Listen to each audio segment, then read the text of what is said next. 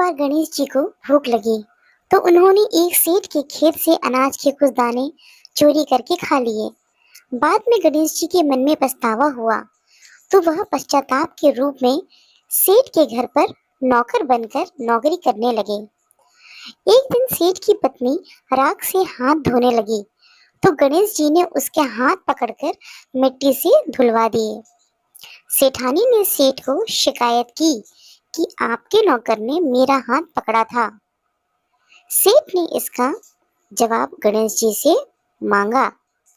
गणेश जी कहने लगे कि सेठ जी, ऐसा मैंने इसलिए किया क्योंकि राख से हाथ धोने से लक्ष्मी जी चली जाती हैं, लेकिन मिट्टी से हाथ धोने से लक्ष्मी जी का आगमन होता है।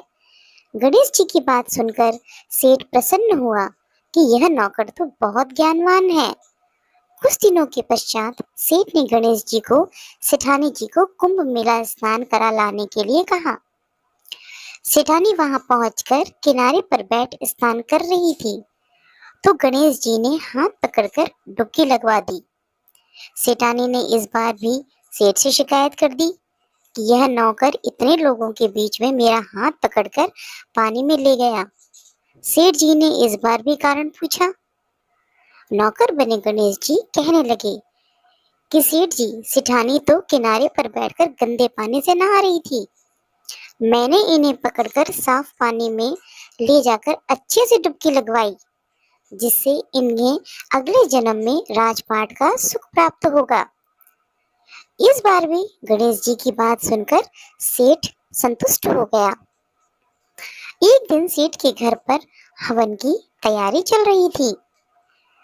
सेठानी काली चुनरी ओढ़कर हवन में जाने लगी तो गणेश जी ने सेठानी को टोका। कहा कि पूजा में काले वस्त्र धारण नहीं करने चाहिए, इसलिए तुम लाल चुनरी ओढ़कर जाओ। सेठानी गणेश जी की बात से नाराज हो गई। सेठ ने सेठानी से इसका कारण पूछा तो सेठानी कहने लगी कि अब यह मेरे कपड़े पर भी रोक टोक करने लगा है। कि यह सुनकर सेठ ने उसे डांटा कि यह कैसी बदमाशी है। गणेश जी कहने लगे कि मैंने तो ऐसा इसलिए किया ताकि सेठानी जी काले वस्त्र धारण कर हवन में न बैठे। ऐसा माना जाता है कि काले वस्त्र धारण कर शुभ कार्य करने से वह सफल नहीं हो पाता। सेठ सोचने लगा कि गणेश कह तो बिल्कुल ठीक रहा है और उसने सेठानी को लाल चुंदरी ओढ़कर हवन में बैठने के लिए कहा। एक बार सेठ जी ने पूजा रखी, लेकिन गणेश जी की मूर्ति लाना भूल गए। सेठ जी ने गणेश जी से पूछा, अब क्या करें? गणेश जी कहने लगे कि मुझे ही मूर्ति के समान विराजमान कर दो। सेठ जी गुस्सा हो गए कि पहले ये सेठानी को मजाक करता था, आज तो मेरे साथ ही करने लगा है। गणेश जी कहने लगे कि मैं मजाक नहीं कर रहा, मैं सचमुच में गणेश हूँ। इतना कहते ही गणेश जी ने अपना वास्तविक स्वरूप धारण कर लिया। सेठ और सेठानी ने गणेश जी की पूजा की। पूजा के पश्चात गणेश जी अंतर्ध्यान हो गए। अब सेठ सेठानी को पछतावा होने लगा कि हमने गणेश जी से इतना काम करवाया। गणेश जी ने सेठ के सपने में दर्शन देकर कहा कि मैंने तुम्हारे खेत से अनाज के दाने तोड़कर खा लिए थे।